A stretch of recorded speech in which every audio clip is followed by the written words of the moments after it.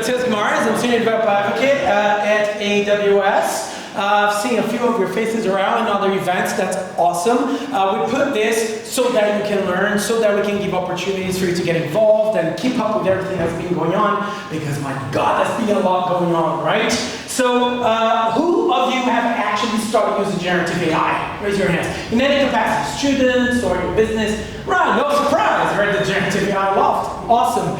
Unless you started last week, though, it probably means that you still have to catch up with stuff, right? Because there's been a lot going on in this space. Now, generative AI has been going on for a very long time, but it really hit the mainstream 2022, right? When it was introduced to the world and consumers started wrapping their heads around it, not just the technical field. So 2022 truly was the year of exploration. 2023, the year of development. 2024, the year of businesses starting to really try to figure out how this can solve real customer problems at scale, which led to 2025. Truly the year where the theme has been putting generative AI into production. And we are now at the, what I personally call generative AI version 3.0, right? The industry terminology is agentic AI. But really we've been almost three very distinct phases. The first one, the simple chatbot, send a request, get a response back. Almost sounds like an API, only that it's kind of smart, right? Second one, the agent, where you send a query and then not only is going to respond to you with something, but it may actually take some actions. So I forgot my password. You may look into it and go, okay, here are the instructions on how to reset the password. Oh, but wait, I'm actually going to look into it, and I can see that your account's locked. So I already unlocked the account for you. Here are the instructions to go and try it, right? That's more like the 2.0 version. 3.0 now is that kind of going towards full autonomy, where you just send English, Japanese, whatever you speak, to the agent, and then it will decide what to do with that, what kind of things it will call, what kind of things it will do, right? And then call whatever it needs to do to return that response or perform the actions that it needs to perform. Classic example, a flight booking agent, right? That then takes your request, matches you to flights and hotels and books them and does all that, sends the email, does a bunch of stuff, right? So it's been going very quick. And of course, we have technologies in AWS to cover all those layers, all those things that we've been experiencing during this evolution path. So we go on the applications layer, things that will help you with the business productivity or your development productivity, like Kiro. Who uses Kiro here? Okay, only a few of you. I highly encourage you to try it. Highly encourage. Not just because I am unabashed wearing AWS on your face. Honestly, authentically, it's amazing, right? So Kiro is an AI IDE that's spec-driven, which means that you put a lot of context into it. It goes through a design phase, implementation phase, then it generates the code, and by the time it gets there, it's got so much context that the quality is really high, right? We got Amazon Connect. If you got contact centers, digital contact centers, you can have AI functionalities in it. You don't need to code whatsoever. But if you want to code, you go to the development layer, right? So here is where you are a developer. Who is a developer in the house? I was expecting just a few. Yeah, okay. Come on, coders. So this is your layer. This is where you use Bedrock to connect to foundation models. And a bunch of other things that go with it, like guardrails. Now we have Agent Core, which helps you put into production, a bunch of stuff. And then for those hardcore AI companies, maybe, you have the infrastructure layer where you can actually train your models if you need to, if you're going to go there, or take control of your infrastructure on a lower level and the complexities that go with it. It's your choice, right? AWS has always been about choice. That's why we got this. But I appreciate these are a lot of options in a field that's moving really fast. So I always find very helpful to be prescriptive and tell you, if you're just getting started, here's my advice to you. Start with the Holy Trinity, as I call it. Go for Kiro, Strands Agents, and Agent Core. Kiro gives you the IDE that I just talked about, so you boost your code productivity. Strands Agents SDK, something we released only a few months ago, but it's agnostic to AWS stuff. You can build agents with any foundation models, whatever they host, it doesn't matter. It's an agent framework that we open sourced. And it's very easy to use, very flexible. And then once you got the agent developed, you need to put it to production. 2025 theme, remember? We observed that customers were kind of stopping their AI projects at the good idea backlog because they didn't know how to productionize it, how to do it at scale, how to actually serve thousands of customers, right? And agents have their particularities. So Agent Core specialize into dealing with that, giving you that abstraction layer so you don't have to think too much about it. Of course, I still recommend that you learn about things, but you can also do as you learn by using Agent Core, right? That's the Holy Trinity. So it's actually much easier for you to build agents as you would expect in 2025 than it's ever been throughout the whole coverage, from POC to development to production. But the main question is, do you actually need an agent? So who knows that Netflix show called Easy Cake? Anybody? Okay, a few of you. For those that don't know, it became a tradition at Christmas for my mom to watch that because they got the Portuguese dub or whatever. So it's a show where they have hyper-realistic cakes, and then they ask the contestants, is that cake or is that real object, right? So what I want to do is play a little game with you guys and ask, is it agent? Yes, I appreciate it's grammatically incorrect, but I wanted to, link the concept. So is it agent or is it a traditional app? Because what's happening today a lot is that people go on this obsession with agents and generative AI, which is good, to a healthy degree, like anything in life, moderation, but they forget that sometimes you don't actually need that. And they are fantastic solutions if you've got the business case. But they also introduce complexity, they introduce cost, they introduce operational overhead. So do you need it? Or can you solve it with traditional ways? So we're going to play that little game. Before we play the little game, I'm going to give you the rules. So when do we use an agent? Pretty much decision making is at the core of it. So when you need that autonomy, when you want to send language to the agent and let it decide what to do with it. I just mentioned the password manager, but it could be anything, like the flight booking. I can send a request saying I want to go to Japan again, and just let it deal with it. And it will have memory of my context because it knows I've been to Japan before, and the places I like and what I like to do there. So it's going to remember that and factor that in. It also may do multiple workflows. So it's going to, while looking at the trip, and organize that trip, is going to perhaps start organizing the public transport, it's going to start organizing the flight, it's going to be doing all these kind of things, right, at the same time. So it's an intelligent, autonomous, dynamic thing. But to put it short, it's unpredictable. So when you've got deterministic workflow, think traditional application, most likely. When you cannot determine what's going to happen with it, agent, right? That's kind of like the short rule of thumb, or heuristic, if you want to sound fancy. So, okay, let's start with this one. Apple agent, expense tracker. So these are the extremely detailed requirements from the product manager. It happens in real life. Upload receipt images, store and retrieve expenses, generate summary reports. Raise your hands if you think this is an app, just a traditional app. Okay, raise your hands if you think this will be an agent. Okay, it's an app. Gotcha. Why? It could be an agent, it could. But if you're going to do it as an agent, then you need to inject a bit more intelligence to justify that business case. If you're trying to convince your boss to adopt AI, in your workloads, and ultimately really solve customer problems, right? You can be smarter and smarter. Technology is there for that, right? But the question is, do you need it? No, you don't, because these are very deterministic paths, right? Upload receipt images, you need some storage, you need a post to an API. Okay, done. That's stored. Next, we need to store and retrieve those expenses. That's sequential. So I don't need these things even to happen at the same time. That's a get and a post. Again, very simple, right? And generate summary reports. Maybe this is a daily build, a job, whatever that generates even Power BI. I don't know what it is. Or QuickSight. Maybe if you use Amazon QuickSight. But again, deterministic. It's going to take whatever's in storage. It's going to transform that into a dashboard or whatever it is. You can do this with a traditional application framework.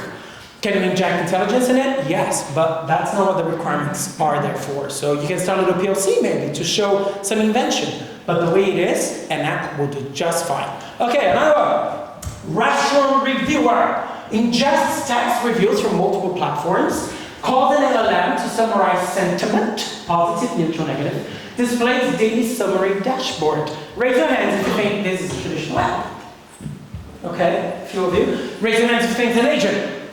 Okay, so, app. So I tricked you there, right? I tricked you there because I added some little, generative AI lingo wordings there. You can use generative AI without going all the way, right? It's a spectrum, it's a curve, it's not an all or nothing. You can call a foundation model, have an API calling it, and now that API is doing super smart stuff, but it's still an API call. It's still a get, right, that you're doing. Maybe you're gonna have to worry about latency, maybe you're gonna have to worry about context, whatever. But those are no different than concerns that you may have if you've got microservices, for example, and how you're going to communicate, context and things between those microservices they need to orchestrate. So ingesting text reviews from multiple platforms, that can happen, again, I don't know if it's a nightly build job or if it's something smart, even using a foundation model, but that is a finite deterministic thing that's going to happen there. There's no decision making there, right? You're going to hook up the platforms that you're going to ingest from, and you're going to take that data and store it somewhere. You're going to call it a summarized sentiment. Great. You send an input, it's going to determine what that is, it's going to give an output. Again, it's just a call, right? It's a deterministic workflow. And it's going to display data summary dashboard. Same thing as the previous one. This is reporting, this is BI, as you've always known. Whatever that data came from, whoever put that together, whether it was a machine or a human, doesn't matter. The report can be generated all the same, right? So, recruitment assistant matches CVs to job description based on skills coverage. Decides which screening steps to run. Soft skills test, the technical test, it will vary per candidate. Coordinates interview scheduling with email and calendar tools. Raise your hand if you think this is a traditional app. See? That's how you learn. Raise your hand if you think it's an agent. There you go. I mean, learn something. There you go. So, yes, now it's trying to see patterns, right? So, whenever you see decision, intelligence, matching CV to skill set coverage, how do you do this deterministically? Unless you've got a really huge switch statement in your application, you're not going to catch every single permutation of this. So this is where the agent really pays off here and can take your customer experience from one thing to a whole other level, right? Same thing with the other ones, it needs decisions, it needs coordination, it needs multiple workflows to check multiple things like scheduling, the candidate's schedule, but also the interviewer's scheduler, and put all that together. And with what tools? I don't know. Is it Gmail? Is it Outlook? Is it Salesforce? They all have different interaction points. So the agent can bring this together without having to deterministically do that for each one of them. Okay, nearly there. Customer ticket classifier. Let's see. Classify ticket text into categories using a foundation model. You store and retrieve tickets from a database. Route to the right support queue. Raise your hands if you think this is an app. Okay, now got division. Yes. Raise your hands if you think it's an agent. Okay. Raise your hand if you don't care. So yes, this is an app. This is an app. Again, I tricked you with a few words there. If you're going to generative AI, classification, algorithm, yes. But again, you can actually just send the input to a foundation model, and it can determine what kind of ticket it is, and come back to you, and it can deal with that in your code, whatever the decision was, right? The fact that there was some complicated brains behind the decision, it still doesn't change the fact that it's a deterministic path, right? With a very clear input, very clear output. Store and retrieve tickets from database to get and post, or whatever, an insert or a select. Whatever level you're dealing with your database, it's still just very finite CRUD here, read and write operations. Route to the right support queue. So this one is where maybe there's a little bit of intelligence, but unless there's complexity in this, if it's just one or two different support queues, it's an if statement. Maybe you can just do that if that works for you. Or a microservice orchestration, or maybe a step functions, that goes from here to here to here, a deterministic workflow. If it's this kind of ticket, go that way. If it's that kind of ticket, go that way. There are multiple ways of you to solve this. Okay, let's look at a different version of it. How about we decide to change this customer ticket classifier, and we decide that now it decides whether to automate, scale, escalate, or create a GitHub issue, or to use context from past tickets to resolve faster, or determine knowledge source dynamically. Now raise your hands if you think it's an agent.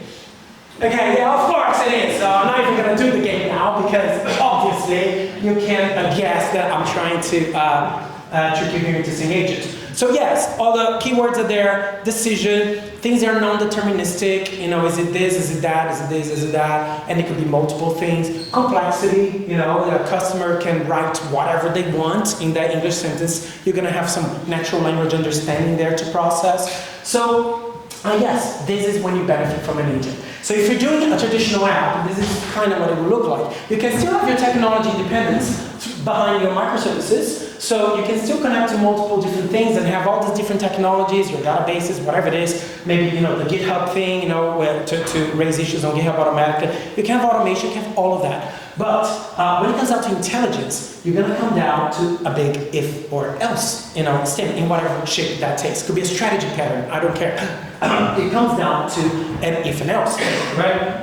So if it's a bug, send it to this thing. If it's a complaint, send it to this thing, right? And of course, this is not maintainable. Also, every time you release, you're going to have to change something. Also, if something changes behind the scenes, you're touching that code, you're refactoring, you have to retest, you have to do all that, right? And it's not scalable, because if you end up with, tomorrow we're going to have 15 new different types of things, like, whoa, what do I do? And now the permutations get out of hand. So with an agent, this is more like what it looks like. You get your agent, you hook it up to your tools. Tools is terminology for APIs or your databases, in-house or not, right? Or SaaS software. Anything that you can give to the agent and say, this is available to you, that's a tool. That's just terminology. So all these tools, microservices included, to the agent, and then you let the agent decide what's it going to call and what's it going to do with it, right?